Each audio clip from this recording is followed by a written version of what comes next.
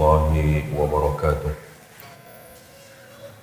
إن الحمد لله نحمده ونستعينه ونستغفره ونستهديه ونعوذ بالله من شرور أنفسنا وسيئات أعمالنا.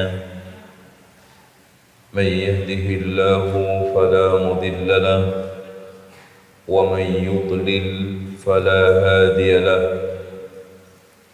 أشهد أن لا إله إلا الله وحده لا شريك له وأن محمدا عبده ورسوله. قال الله عز وجل: يا أيها الناس اتقوا ربكم الذي خلقكم من نفس واحدة وخلق منها زوجها وبث منهما رجالا كثيرا ونساء واتقوا الله الذي تساءلون به والأرحام إن الله كان عليكم رقيبا. وقال عز وجل: يا أيها الذين آمنوا اتقوا الله حق تقاته ولا تموتن إلا وأنتم مسلمون. وقال عز وجل: يا أيها الذين آمنوا اتقوا الله وقولوا قولا سديدا يصلح لكم أعمالكم ويغفر لكم ذنوبكم ومن يطع الله ورسوله فقد فاز فوزا عظيما. فإن خير الحديث كتاب الله وخير الهدي هدي محمد صلى الله عليه وسلم وشر الأمور محدثاتها وكل محدثة بدعة وكل بدعة ضلالة وكل ضلالة في النار. Hadirin sekalian, terutama ummahat yang dirahmati Allah, semua sering membaca firman Allah, ya ayyuhalladzina amanu qu anfusakum wa ahlikum nara. Tapi tidak semuanya bisa memahami konsekuensinya dan tidak semuanya bisa memahami berat resikonya.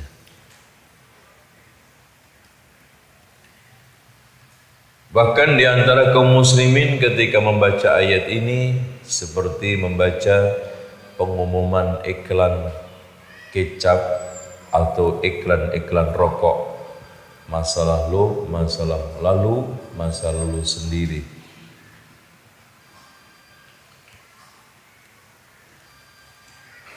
Bahkan di antara mereka menganggap ayat tersebut bukan untuk dia, tapi untuk orang lain.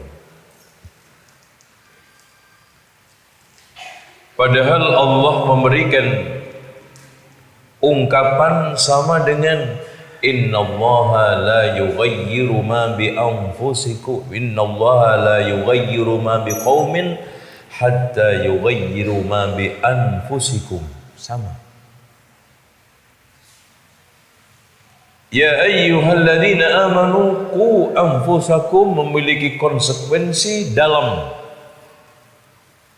terutama dalam hal soal menentukan masa depan keluarga kita di akhirat.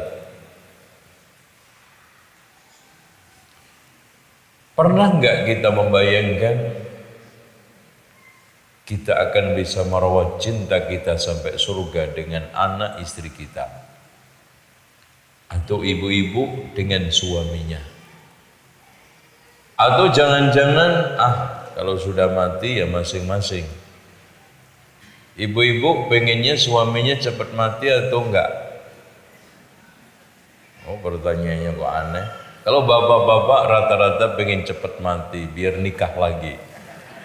Nah, ini anak buat untuk mengungkapin hati mereka, Bu.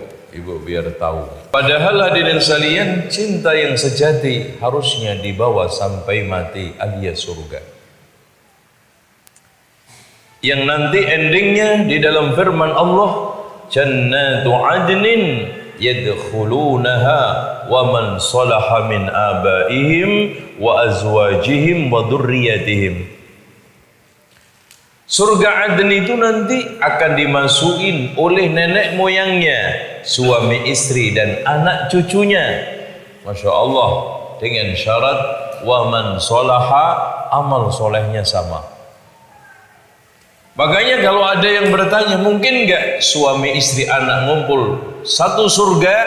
Jangankan suami istri anak, kakek nenek kita nanti Allah katakan masuk jannatu adnin yadkhulunaha wa man salaha min abaihim wa azwajihim wa dzurriyyatihim. Tapi dengan syarat wa man salaha. Amal soleh ini tidak akan bisa didapat kecuali lewat pendidikan, dan pendidikan serius ditimba dari Al-Quran dan Sunnah menurut pemahaman salaful ummah, dan itu baru akan wujud dan menghasilkan ketika di benak semua pendidik terpatri ayat, makna dan konsekuensinya. Ya ayyuhalladzina amanu qu anfusakum wa ahlikum nara. Dan kalau tidak dijalankan, dijulukin oleh Rasulullah, ma min muslimin yastar'ihi Allahu ra'iyatan yamutu wa huwa yamutu wa huwa ghashin li ra'iyatihi illa lam yajid ra'ihatal jannah. Rawahul Bukhari wa Muslim.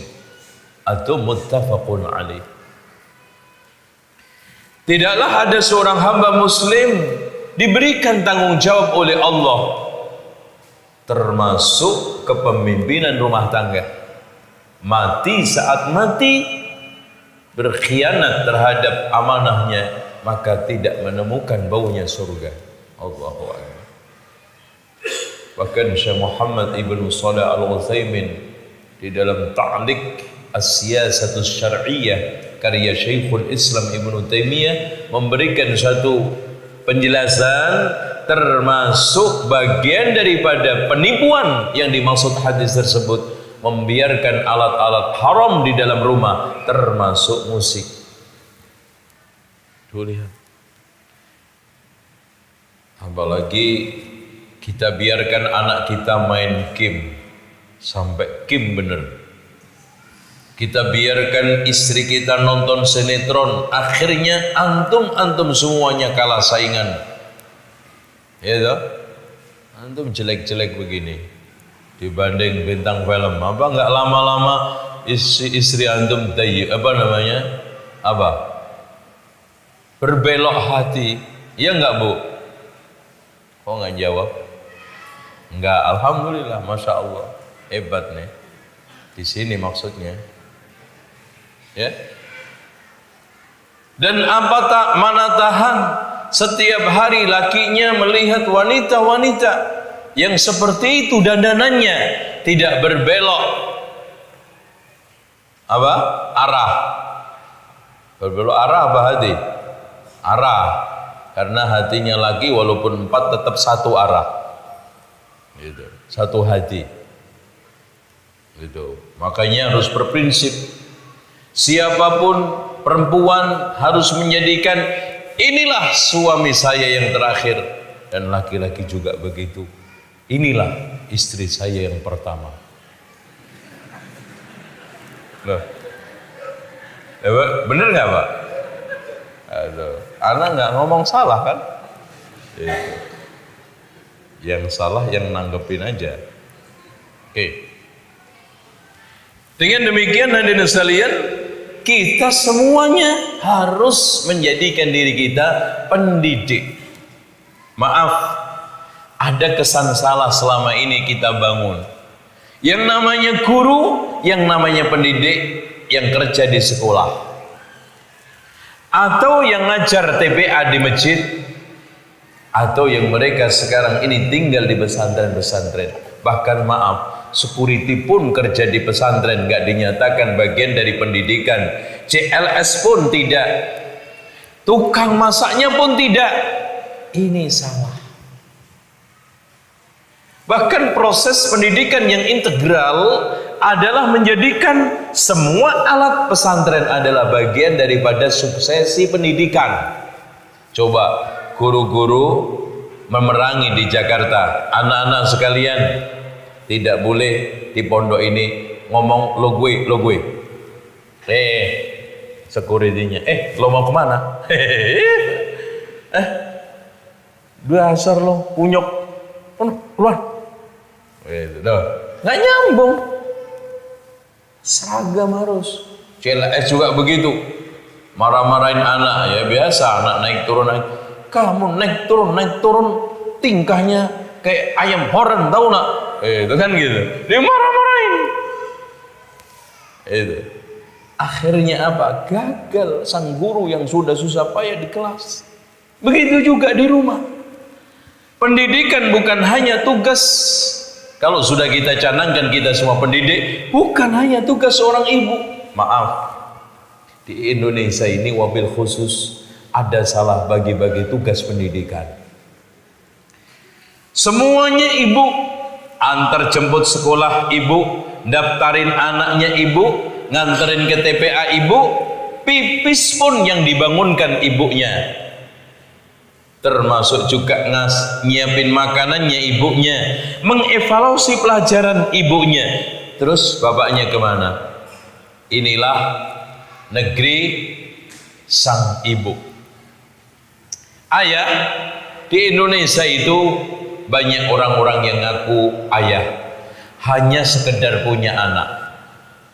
Ini sama aja seperti orang baru bisa megang bola langsung mengaku pemain bola. Diketawain orang nggak Pak? Ya. Banyak ayah yang tidak tahu anaknya balik, sudah haid yang perempuan dan sudah mimpi basah yang laki. Ayah hanya hadir di tengah komunitas anaknya ketika anak butuh uang.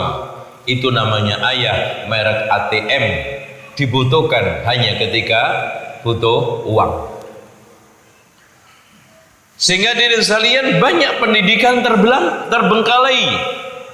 Maaf ya, sehingga banyak anak-anak yang sudah yatim sementara ayahnya masih hidup. Karena ada ayah, tidak ada ayah sama saja. Ada ayahnya hafalan Quran juga itu aja, nggak ada juga itu. Ada ayahnya, nggak ada ayahnya, sholatnya juga begitu, ngajinya juga seperti itu, akhlaknya juga seperti itu. Apa ngaruhnya? Padahal di dalam Al-Quran pendidik itu yang ditonjolkan oleh Allah laki apa perempuan? Luqman Al-Hakim laki apa perempuan? Yakub alaihissalam ketika wafat memberikan tausiah kepada anaknya, laki apa perempuan? Bahkan Allah subhanahu wa ta'ala menjadikan ujung tombak para pendidik adalah para rasul, para nabi, semuanya laki. Dengan demikian kita harus rubah mindset, kita harus rubah pola pikir kita di dalam pendidikan. Nah, kalau kita sudah memahami itu, kita harus juga punya semacam pemikiran selanjutnya. Kalau saya ingin menjadi pendidik, apa yang harus saya lakukan supaya sukses? Bapak Ibu sekalian yang dirahmati oleh Allah, rata-rata ulama-ulama besar itu bukan dibesarkan di dalam proses sekolah-sekolah, kuliah-kuliah. Imam Syafi'i S1 apa S2? Nggak ada. Nabi Muhammad itu Pak nggak punya kelas. Sekolahnya Nabi Muhammad, gedungnya gimana? Nggak ada. Nggak punya. Gedung nggak punya, aula nggak punya, apalagi laboratorium, apalagi auditorium. Nggak ada. Tapi Masya Allah, tak ada satupun muridnya yang gagal. Kenapa? Inilah rahasianya. Rasulullah SAW mencanangkan pendidikan. Seluruh lokal pendidikan adalah seluruh alam. Area pendidikan adalah lingkungan. Tak mengenal masjid, lingkungan pendidikan, tak mengenal madrasah. Bahkan saat mendidik buang hajat langsung di toilet. Diajarkan kepada sahabat-sahabatnya. Atau sahabatnya melihat. Sampai adab etika berhubungan suami istri di rumahnya dipenuhi dengan sunnah. Pak, sekarang saya tanya, buang hajat jadi contoh itu mana ada kalau enggak Rasulullah? Antum berani cerita buang hajat ente? Masya Allah. Itu kalau enggak orang paripurna sempurna, wa innaka la'ala khuluqin adzim. Dan ketika Aisyah ditanya khuluk akhlaknya Rasulullah adalah khulukul Quran, bahkan Allah Subhanahu wa taala menganjurkan kepada istri-istrinya ya untuk membacakan ya wadkurna ma yutla fi buyutikunna min ayatillah, tuturkan semua ayat-ayat Allah yang dibacakan di rumahmu. Kejadian apa saja di rumahmu, saking apanya Pak, sempurnanya. Ya kalau kejadian rumah kita disuruh cerita semua, gimana Pak? Bubar rumah kita. Itu subhanallah. Loh ini kok ada orang menghina-hina muridnya Rasulullah, menghina-hina keluarga Rasulullah. Subhanallah. Dari mana nih? Ya. Nah, ini sekalian pilar-pilar pendidikan yang harus kita pegang, yang harus kita kuasai. Pertama, dasarnya dulu, pendidikan adalah bagian daripada ibadah. Ini dulu harus kita ngerti. Kalau sekarang kita sudah mencanangkan bahwa mendidik anak adalah bagian daripada ibadah dan sudah didasarkan ikhlas dan benar, ada nggak istilahnya malas-malas ogah-ogahan? Kalau antum menjalankan pendidikan ini seperti menjalankan sholat jamaah di masjid, rajin, rutin keluar masuk masjid. Kalau antum menjalankan pendidikan ini seperti antum menjalankan haji umroh, dan kalau antum seandainya sekarang ini menjalankan pendidikan ini seperti antum menjalankan zikir pagi sore, insya Allah jadi anak antum ibadah. Ya, wong jangankan mendidik anak, Rasul aja mengatakan wa fi bud'i ahadikum shadaqah, di dalam kemaluan di antara kalian itu ada sedekahnya. Itu. Dengan demikian hadirin sekalian yang dirahmati oleh Allah Subhanahu wa taala, kalau memang sudah seperti itu, bagaimana kita menjadikan seperti yang dikatakan di dalam doa yang biasa dibaca oleh Umar bin Khattab, Allahumma ja'al amali kullahu salihah waj'alhu liwajhika khalisa wa la taj'al li ahadin fihi syai'a. Ya Allah, jadikanlah amalku semuanya soleh baik, dan jadikanlah semuanya untuk wajahmu ikhlas, dan jangan kau jadikan untuk siapapun. Saya memandikan anak ikhlas, saya menyuapin makan anak ikhlas, saya nganterin anak ke sekolah ikhlas, ke TPA masjid ikhlas. Bahkan kadang-kadang kita harus mendapatkan kendala, tidak kita anggap itu suatu berat, suatu hal yang berat, insya Allah. Bahkan faedah ikhlas, masya Allah. Makanya orang itu rata-rata ngeluh-ngeluh itu rata-rata ikhlasnya kurang. Kalau dia mengeluh melakukan kebenaran, rata-rata ikhlasnya kurang. Kenapa? Rasulullah SAW mengatakan, salasun la yaghillu bihinna qalbu mri'in mu'min. Ada 3 perkara yang tidak membuat hati seorang mukmin gampang kesel, dongkol, kecewa. Yang pertama, ikhlasul amal lillah, mengikhlaskan amal karena Allah. Yang kedua, wa munasahati wulatil amri, menasihatin pemimpin, wabil khusus dan secara umum. Kalau kita di dalam hidup ini kita budayakan saling menasihatin, gak ada yang kesel-keselan. Nah, yang terakhir, waluzumu jama'atihim, tetap di atas jamaah kaum muslimin. Coba sekarang ibu kalau ikhlas nyuci walaupun setumpuk, nggak ngeluh, insya Allah. Nah sekarang kadang-kadang ngadepin cucian, aduh belum dicuci. Ngadepin anak belum mandi, aduh belum mandi. Ngadepin masak belum masak, aduh belum masak. Sampai dirinya sendiri belum mandi, aduh belum mandi saya. Terus siapa yang mandiin? Itu. Kalau dijalanin, makanya ibu-ibu ini saya doktrinkan, ngadepin masalah rumah tangga, dan tolong dicamkan, masalah rumah tangga itu selalu update dan dinamis. Siapa yang rumah tangga pengen gak punya masalah, nikah aja sama tiang listrik, aman. Nggak pernah protes, pasti update. Tapi ada solusinya apa? Setiap masalah adepin, jangan dipikirin, apalagi dihindari. Suka-sukanya kita itu kan, kalau ada masalah dipikirin terus, nggak dihadepin, malah dihindari. Nah, jadi masalah. Contoh, sekarang anak jatuh nilainya di sekolah, dihadepin. Caranya setiap sekolah direview kembali, selesai kita remind, kita evaluasi, kita adakan trial. Insya Allah.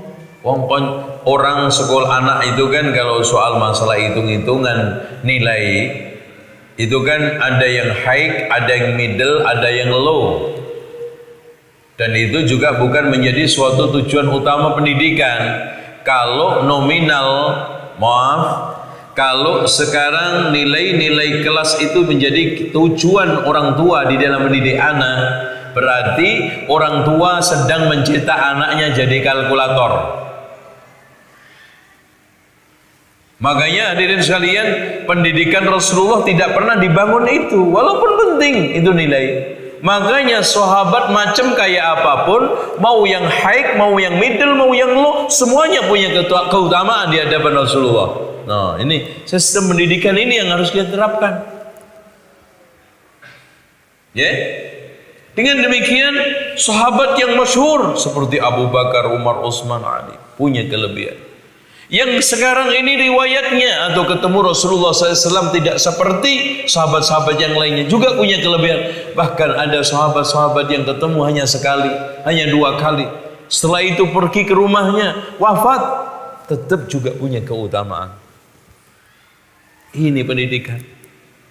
Karena pada dasarnya tidak ada anak yang lemah, adanya anak yang belum tergali kelebihannya. Nggak ada kok. Ya, mana ada sih sekarang ini terus udah gak taruh lagi nih kita ponis anak-anak yang rankingnya belakangan itu, anak buangan ini. Berarti juga di rumah di lingkungan nggak laku dong. Buktinya alhamdulillah, saya yakin di sini nggak ranking 1 semua kan dulu. Itu kalau ranking 1 dari belakang iyalah gitu kan. Itu jadi orang semua, bisa hidup semua, punya profesi juga. Ya, bisa menghadapi problem hidup. Kalau memang begitu, nominal itu hanya laku di kelas. Kalau sudah hidup, mau ranking 1, ranking 2, ranking 3, akhirnya adalah bicara apa? Nasib.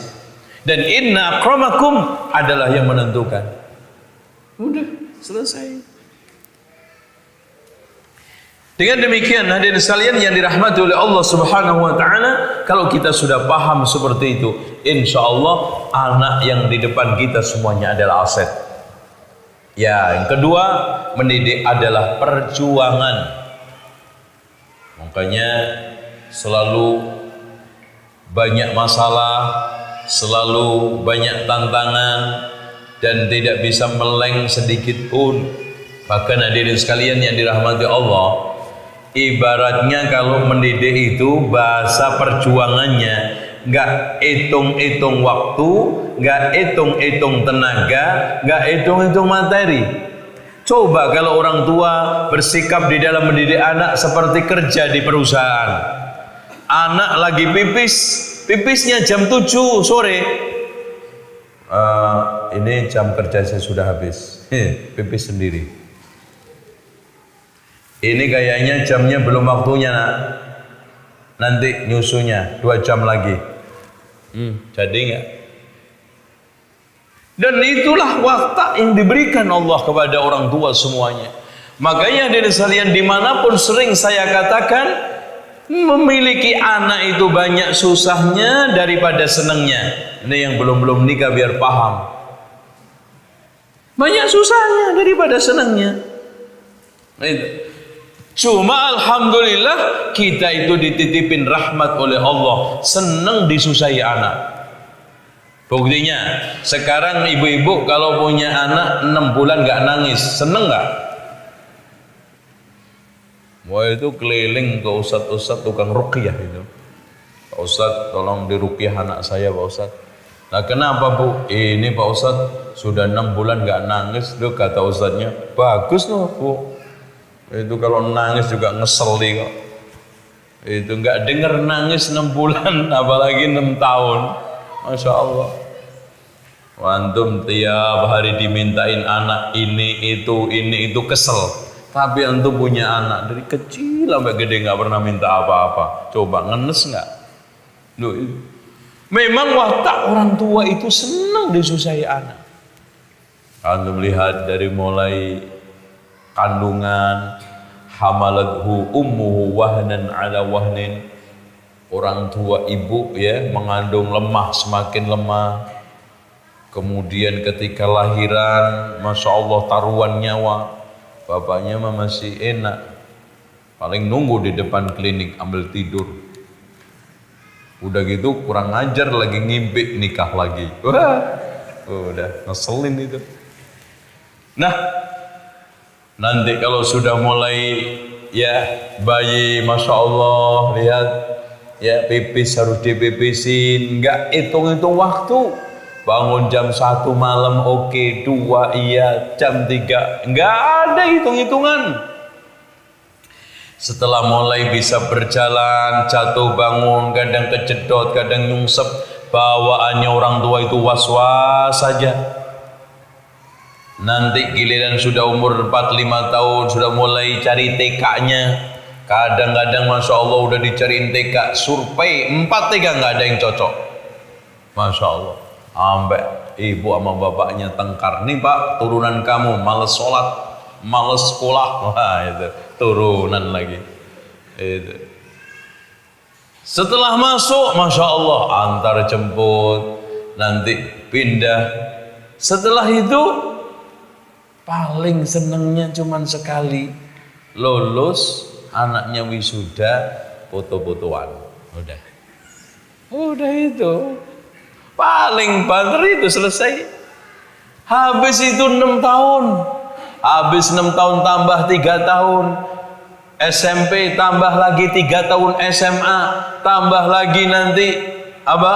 Universitas 4 tahun. Senengnya cuma sekali. Apa tadi? Wisuda, foto-fotoan. Habis itu nikah dibawa orang ke Kalimantan. Bapak emaknya cuma ditinggalin foto wisuda dok. Nah itu. Loh, senengnya apa antum punya anak? Hah? Tapi bapaknya itu bangganya setengah mati, masya Allah. Wah, anak saya itu Pak, sekarang di Kalimantan itu suaminya jadi camat itu Pak. Yang satunya cerita, wah kalau anak saya itu yang kemarin sekolah di Unram, Universitas Mataram Pak, yang nomor 3, itu sekarang suaminya jadi kapolsek. Dan Bapak sering-seringnya dikirimin apa?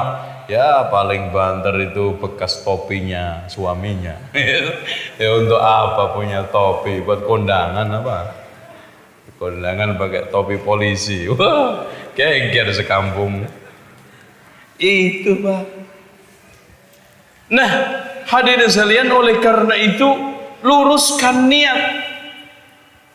Ada orang yang sekarang ini punya anak tujuannya untuk supaya nanti sekolah bisa kerja di perusahaan asing, gajinya dolar. Keliru.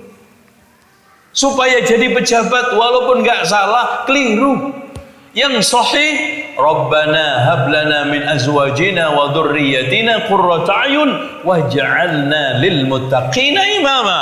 Kita tujuan punya anak untuk muttaqin. Sampai Pak, bercita-cita punya anak jadi ulama itu nggak ada di dalam kamus salafun saleh. Di dalam Quran Sunnah yang ada, malah Rasul mengatakan, man ta'allamal ilma liyujara fihil ulama wal yumariya bihis sufaha lam yajid raihatal jannah. Siapa yang mencari ilmu supaya bisa bersanding dengan ulama, syukur-syukur ulamanya, atau bisa mendebat orang-orang bodoh, tidak menemukan baunya surga. Loh, keliru toh? Karena tidak semua orang juga jadi ustadz. Tapi kalau